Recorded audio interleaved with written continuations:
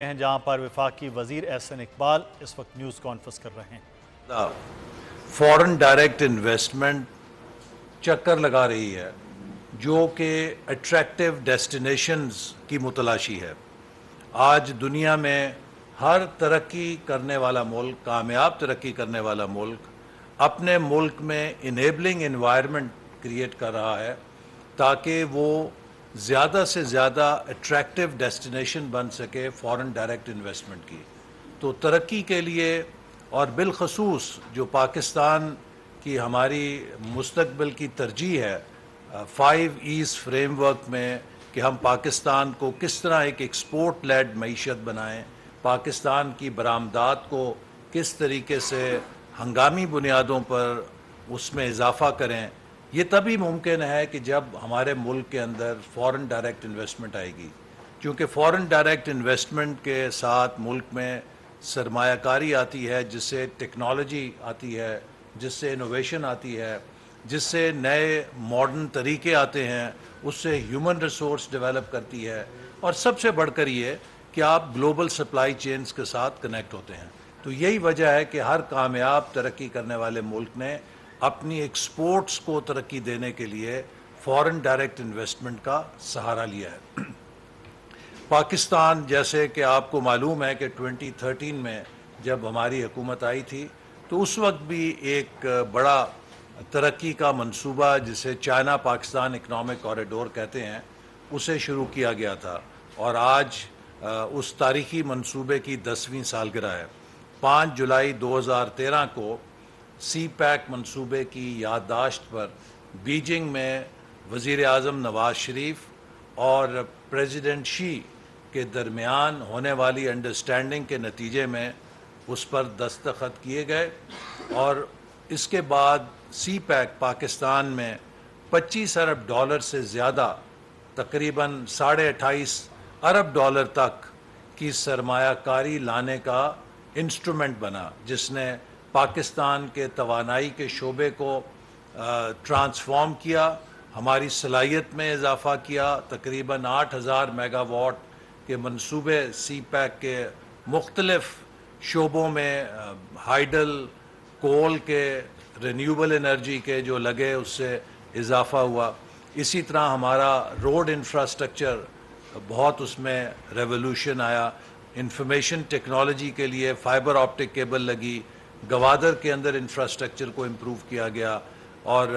Special economic zones کی بنیاد رکھی گئی۔ تو ایک بڑا پورٹ فولیو ہے جو سی پیک کے نتیجے میں پاکستان میں آیا، اور اس کے نتیجے میں پاکستان دنیا کی توجہ کا مرکز بنا۔ لیکن بدقسمتی سے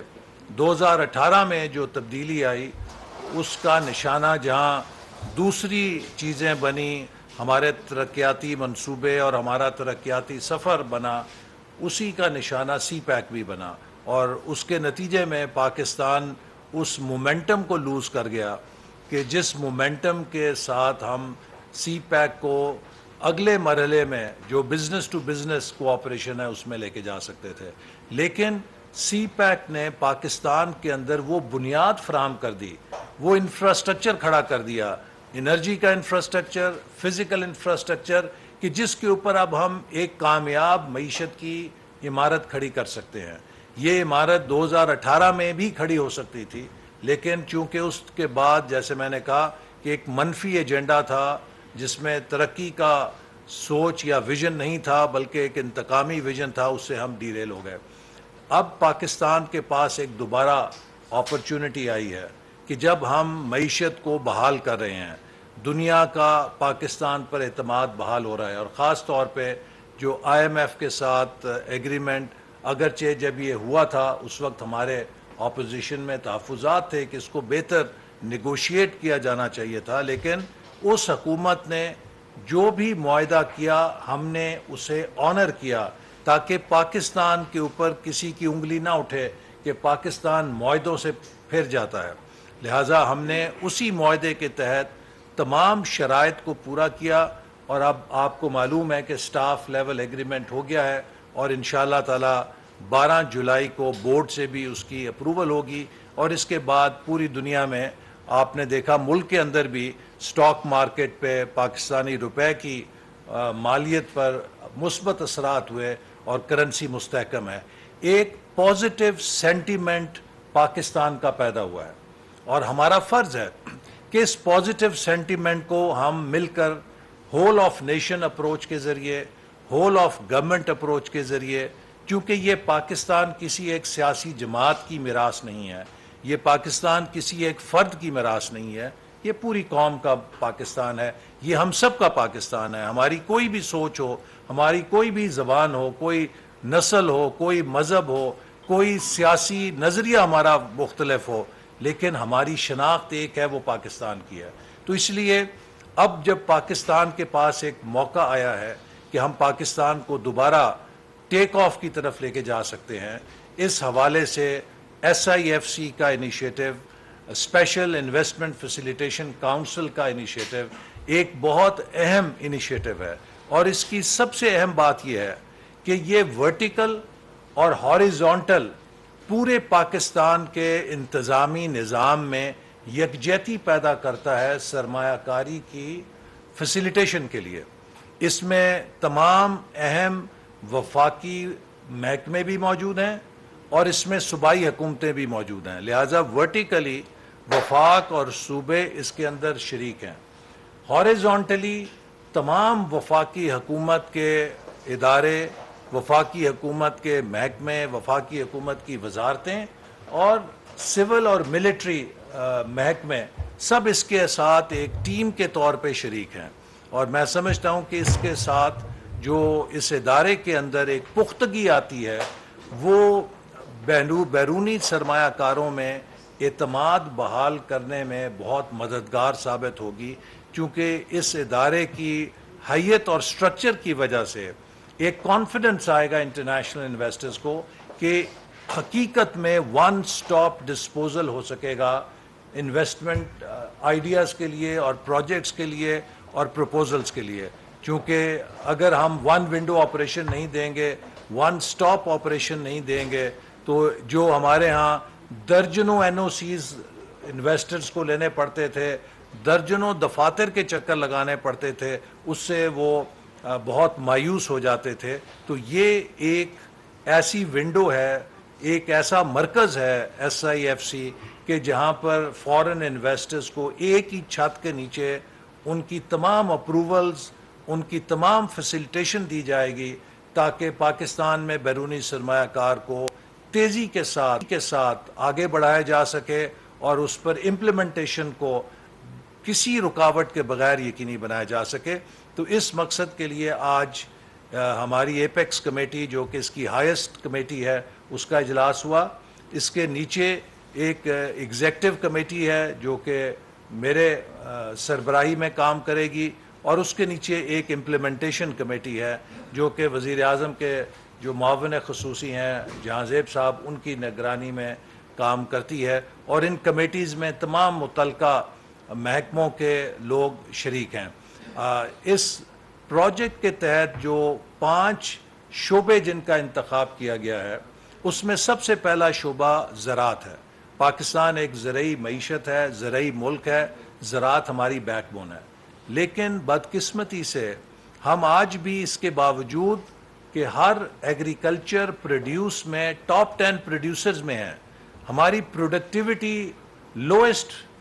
ییلڈنگ اکانومیز میں ہے. ہماری جو پر ایکڑ ییلڈ ہے یا پر ہیکٹر ییلڈ ہے وہ دنیا میں لوئسٹ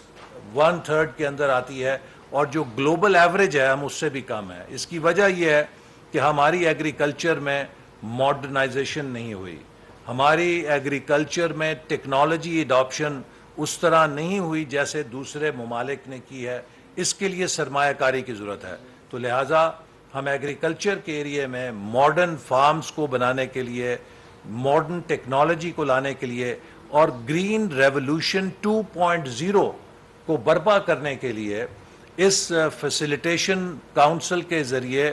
انویسٹمنٹس کو اٹریکٹ کریں گے, اور اس کے نتیجے میں پاکستان میں بڑے بڑے فارمز بنائے جائیں گے جس سے کہ ہماری ایگریکلچر پروڈکشن کے بینچ مارکس اوپر جائیں گے. ہمارے ملک کے اندر نئی ٹیکنالوجی کی ایڈاپشن ہوگی, چاہے وہ اریگیشن کے حوالے سے ہو چاہے وہ کلٹیویشن کے حوالے سے ہو، چاہے وہ پلانٹ پروٹیکشن کے حوالے سے ہو، چاہے وہ سوئل کے استعمال کے حوالے سے ہو. اور اس کے لیے ایک ہماری جو آرمی کے اداروں نے بہت اچھا لینڈ انفارمیشن سسٹم جو ہے مینجمنٹ سسٹم بنایا ہے، جس کے نتیجے میں جو ہمارے لیے ممکن ہوگا کہ ہم اپنی لینڈ یوٹیلائزیشن کو اور سوئل مینجمنٹ کو، کراپ پروڈکشن کو، کراپ پروٹیکشن کو، اور کراپ ہارویسٹنگ اور کراپ مارکیٹنگ سسٹمز کو، ان سب کو ہم نے انٹیگریٹ کرنا ممکن کیا ہے. اور اس کے اندر جو جدید ٹیکنالوجی ہے، سیٹلائٹ ٹیکنالوجی ہے، اس کا استعمال کیا گیا ہے. اسی طرح کی مزید انٹرونشنز کر کے ایگریکلچر میں ایک ٹرانسفارمیشن یا ریولوشن، جیسے میں نے کہا گرین ریولوشن 2.0، وہ روڈ میپ بنا لیا گیا ہے اور اس کے اوپر کام ہوگا. اس کے لیے پرائم منسٹر جو لینڈ انفارمیشن مینجمنٹ سسٹم ہے، اس کا باقاعدہ 7 تاریخ کو افتتاح بھی کریں گے.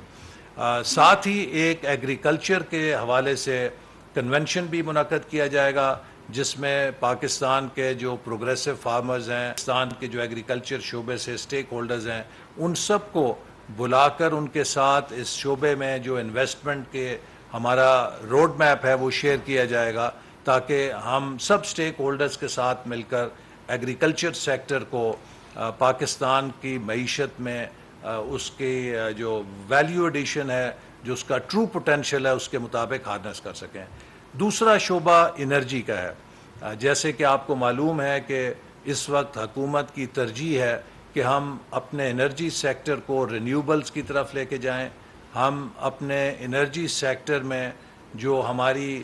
ڈپینڈنس ہے فاسل فیول پہ، اسے کم کریں. تو اس حوالے سے بھی ایک پیکج تیار کیا گیا ہے، جس کے تحت انٹرنیشنل انویسٹرز کو انرجی کے شعبے میں، بالخصوص سولر انرجی کے اندر پاکستان میں مینوفیکچر کرنے کے لیے مراعات دی جائیں گی اور فیسیلیٹیٹ کیا جائے گا. تیسرا شعبہ جو پاکستان کے لیے بہت اہم ہے وہ آئی ٹی کا سیکٹر ہے. اور آئی ٹی کے سیکٹر میں چونکہ پاکستان کی جو نوجوان آبادی ہے، دراصل وہی ہماری ایٹمی طاقت ہے. ہمارے پاس ایٹم بم بھی ہے، لیکن میں سمجھتا ہوں کہ جو معاشی ایٹم بم ہے پاکستان کا، وہ پاکستان کی نوجوان آبادی ہے، ہمارا یوتھ ڈیویڈنڈ ہے. اور اگر ہم اسے پوری طرح بروئے کار لائیں تو یہ پاکستان کو ایک انفارمیشن پاور بنا سکتے ہیں. تو اس حوالے سے SIFC کے تحت انفارمیشن ٹیکنالوجی کے شعبے میں بھی ایک روڈ میپ بنایا گیا ہے، جس کا مقصد یہ ہے کہ ہم پاکستان کے آئی ٹی سیکٹر کی ایکسپورٹس کو بڑھانے کے لیے فیسیلیٹیشن کریں، فورن انویسٹمنٹس اور جوائنٹ وینچرز کو انکریج کریں، اور دنیا کی بڑی بڑی ٹیک کمپنیز کو پاکستان کی طرف متوجہ کریں. اور انشاءاللہ اس سے بھی مجھے امید ہے کہ پاکستان میں جو سٹارٹ اپ کلچر ہے، پاکستان کے اندر جو آئی ٹی سیکٹر ہے، اس میں بہت تیزی کے ساتھ ترقی ہوگی. خاص طور پہ ہم اس میں کوشش کر رہے ہیں کہ جو ہماری پالیسیز ہیں، جو نئے اس وقت دنیا میں ریگولیٹری رجیمز ہیں، ان کے ساتھ خود کو ہم آہنگ کریں اور آئی ٹی سیکٹر کی پالیسیز کو جو ہمارے اندر گیپس ہیں دور کیا جائے، اور اسی طرح جو انفراسٹرکچر کے گیپس ہیں انہیں دور کیا جائے. انٹرنیٹ کی ایکسیس کو اور براڈ بینڈ کی سپیڈ کو بڑھایا جائے اور نوجوانوں کو ڈیجیٹلی امپاور کیا جائے. تو یہ ہمارا تیسرا اہم شعبہ ہے. چوتھا شعبہ جس کا انتخاب کیا گیا SIFC کے تحت وہ منرلز ہیں. اس وقت پاکستان میں بدقسمتی سے ہمیں جہاں قدرت نے مالا مال کیا معدنیات سے، یہ شعبہ بہت انڈر ڈیولپڈ ہے. اور ابھی ریکارڈ